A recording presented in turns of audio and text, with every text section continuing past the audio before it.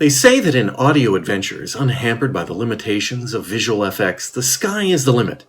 If the sky is no problem, what about the moon? We'll find out as we look at Big Finish's Living in Harmony.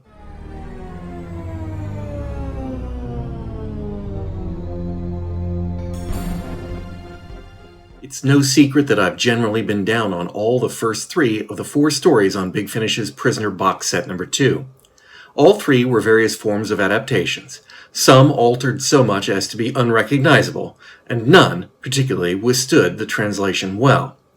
Now we come to the 4th and final story, a completely original story, Living in Harmony.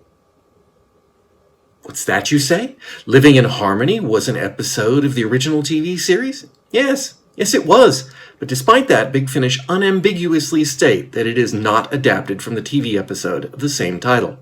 You'd be forgiven for thinking that it's a strange tactic on their part, but perhaps it isn't. I'll be the first to admit, not only is the original Living in Harmony a bizarre, surreal western largely out of place in the series, it's also one of my guilty favorites, along with The Girl Who Was Death. In the original, number 6 is drugged into believing he's living in a village-esque old western town called Harmony. The effort is to get him to conform through the metaphor of accepting the sheriff's badge and gun. Big Finish's take on this title involves trapping number 6 on a moon base called Harmony, where the efforts are less on the nose, but involve getting him to become a productive member of the lunar community. Despite explicitly not being based on the original and transposing the Old West for outer space, it's hard not to see that these stories are linked thematically.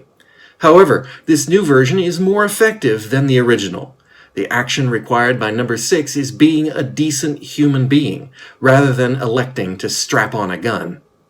And so, once again, I find myself thinking that the best story on this box set, like the previous set, is a story that's supposed to be entirely new material. We are again presented in this story with 2 recurring themes, the first being that number 6 cannot be certain that he's really on the moon, and the second is that people may not be who you think they are. There's also another Seltzman name check, combined with the tantalizing phrase, recycle his brain. Actor Sarah Powell makes a return in this story as number 90. Or is she? You may recall that one of my complaints about the first box set was the overuse of the character number 9 in 3 stories, also played by Sarah Powell. Who was she in this story? That's for you to decide. One last thing of note, for number 6's journey into space, the theme music has been revamped with a rather 1960s UFO vibe, which is quite nice, although Big Finish seem rather proud of it themselves, as they used an unusually long version of it on this story. Next time, we'll start our look at the 3rd and final Prisoner box set, and the 4 stories therein.